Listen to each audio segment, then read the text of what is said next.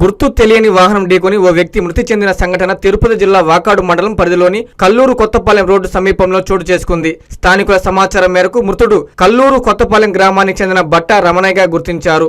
మృతుని వయసు 44 సంవత్సరాలు కాగా భార్య కుమారుడు ఉన్నారు.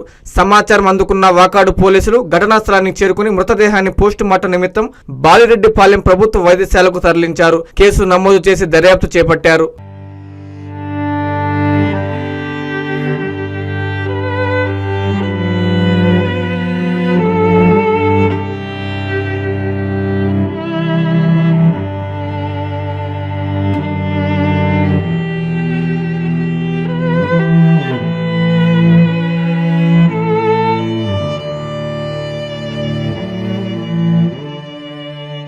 నారాయణ మాతృసేవా పథకం అమ్మతనానికి కమ్మనైన పథకం. సుమారు 1500 విలువ గల నారాయణ బేబీ హెల్త్ కిట్ ఉచితం. అవుట్ పేషెంట్స్ కు ప్రతి నెల డాక్టర్ ఫీజు ఉచితం. అల్ట్రాసౌండ్ స్కానింగ్ ఉచితం. గర్భిణీ స్త్రీలు కాన్పు కోసం కానీ ఇతర అవసరమై హాస్పిటల్లో చేరినప్పుడు బెడ్ ఛార్జీలు ఉచితం. ప్రాథమిక వైద్య పరీక్షలు ఉచితం. మందులు ఉచితం. బ్లడ్ బ్యాంక్ నందు అవసరమైన వారికి రక్తం ఉచితం.